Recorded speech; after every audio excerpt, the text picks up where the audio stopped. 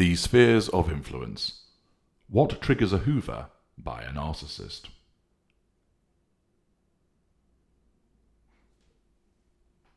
Hoovering is something that is of considerable concern to victims of narcissists. Whether you'll be hoovered depends upon whether the first is a Hoover Trigger, and if there is, whether the Hoover execution criteria has been met. And you can understand more about this process in the video, Will I Be Hoovered? This video explains to you what the spheres of influence are that can result in there being a Hoover Trigger.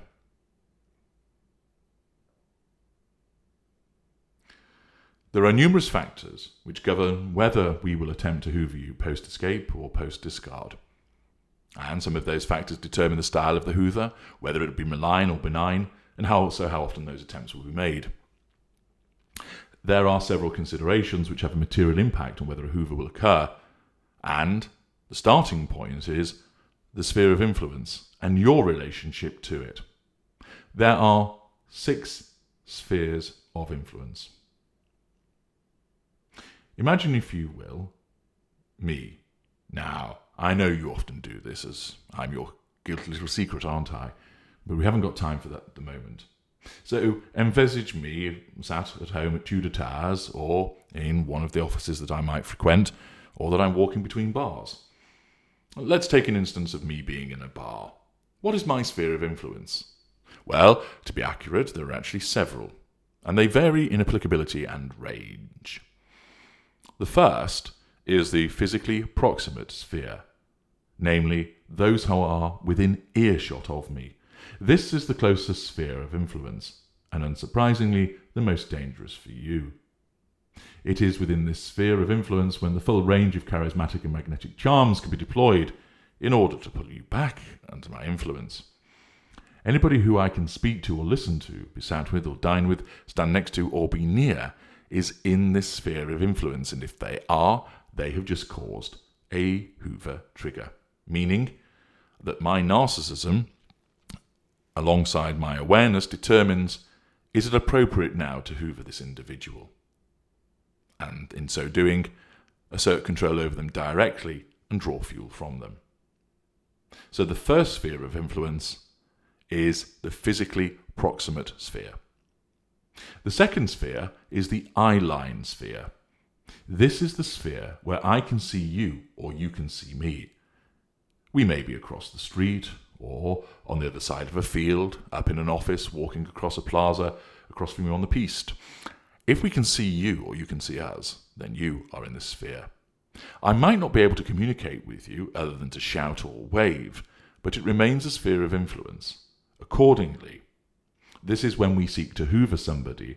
We might not be able to speak directly with them, but we can position ourselves stood across from your house on the other side of the street, or waiting across the square from where you leave work.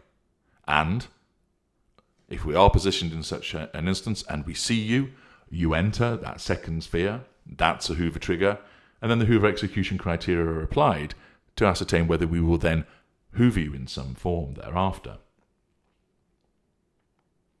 The third sphere of influence is our reach through our coterie and our lieutenants. Whether these people are our friends, inner or outer circle, colleagues, minions or family, if they operate as our lieutenants or are members of our coterie, they form part of a sphere of influence. If you speak to these people, therefore, operate in their first sphere, and some of them actually may be narcissists, or they see you or you see them, therefore you enter into their second sphere, you then become caught within my third sphere of influence. When you enter the first or second sphere of a member of the coterie or the lieutenant, you can rest assured that news of your appearance there will be relayed to me. This might be relayed to me in person, by telephone, text or email message, but the news will reach me.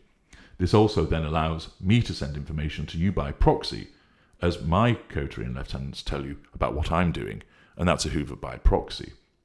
So therefore, if you are talking to or are seen by members of our coterie or lieutenants, you've entered the third sphere of influence. That causes a Hoover Trigger, which can then lead to you being hoovered. The fourth sphere of influence is our reach through the telephone. I don't mean by text messages or messenger on social media, but actually speaking on the telephone. Whilst we may be thousands of miles from you, unseen and not physically proximate at all, the fact that you are speaking to us allows us to extend our reach in an effective way through the use of the telephone.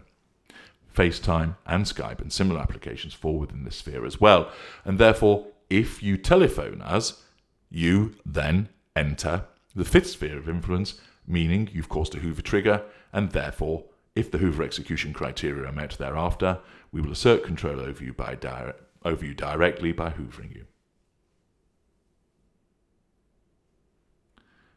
Next, there is the fifth sphere of influence, which manifests through the sending of text messages, emails, letters, notes wrapped around bricks thrown through the window, smoke signals, etc.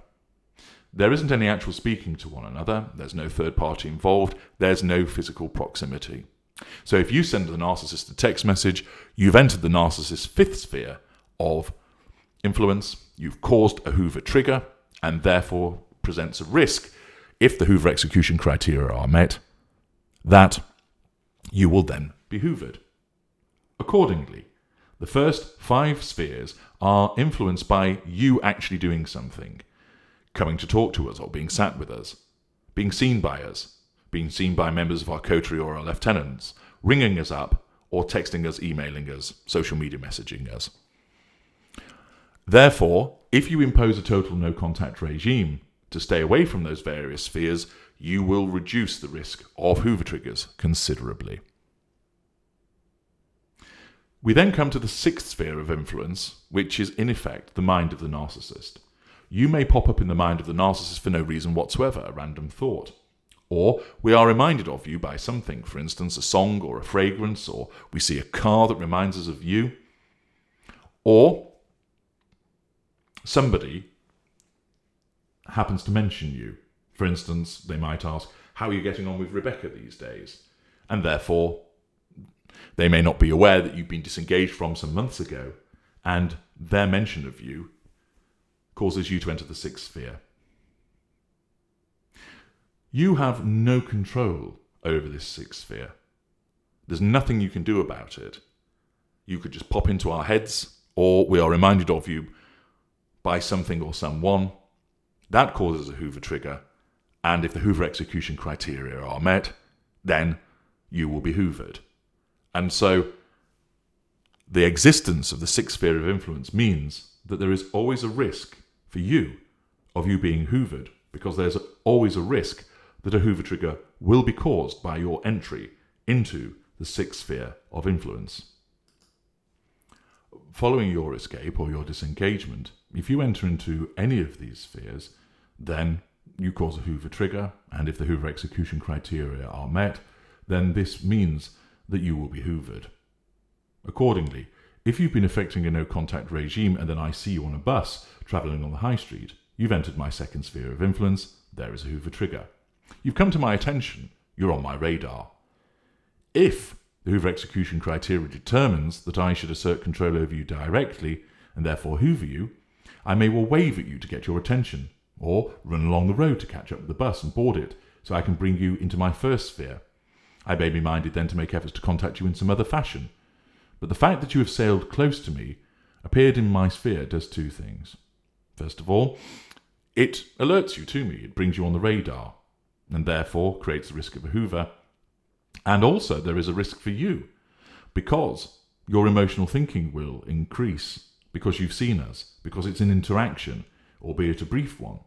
And therefore your emotional thinking wakes up by increasing, and might cause you to then contact us.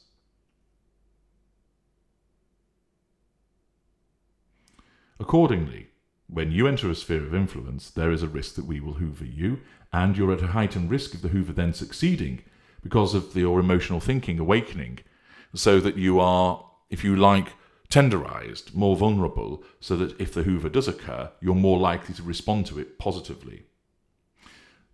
By way of example, sometimes we seek to draw you into our sphere of influence, and we wait around outside where we know you work, and we're, in essence, trying to draw you into our sphere of influence in the expectation of seeing you, and then that's a Hoover trigger. So you have probably entered the sixth sphere, causing us to then implement a passive hoover by waiting around outside, governed by our narcissism, so that you then enter the second sphere, which causes us then to enact a more proximate hoover, the slice, slice, slice approach. You might decide that you need to return some property of ours, and you call around at our house to drop it off. This is a breach of no contact, because by coming to see us, you've entered our first sphere of influence through this act, and therefore you've caused a Hoover Trigger, and therefore increased the risk of being hoovered. Or it's late at night and your emotional thinking is high, and therefore we are on your mind. But you are not on ours, and you can't help but send us a text asking us how we are. This then causes you to enter the fifth sphere of influence, and therefore is a Hoover Trigger, meaning that there is a risk of you then being hoovered. And of course, in such circumstances, there is an increased risk of being hoovered when there is an electronic means of doing so.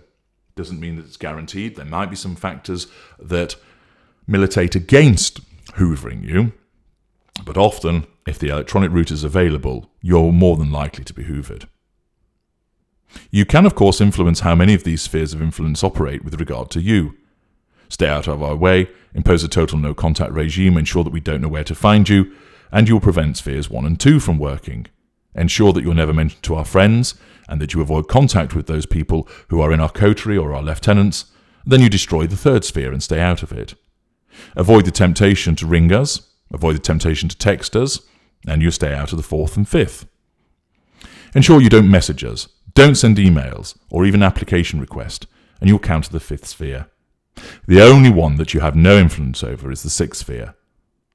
Remember, you may just pop into our minds from time to time, and there's nothing you can do about it. Or we might be reminded of you by something or someone, and again, there is nothing that you can do about it. There remains a risk, because of the six spheres, there is nothing that you can do in terms of staying out of the sixth sphere, but there is much you can do through the influence of your no-contact regime by staying out of the first 5 spheres of influence. And it's important for you to recognize what these 6 spheres are. Entry into any of them causes a Hoover Trigger and raises the prospect, but not the guarantee, that you will be hoovered. That falls to whether the Hoover execution criteria have been met. I'm H.G. Tudor. Thank you for listening.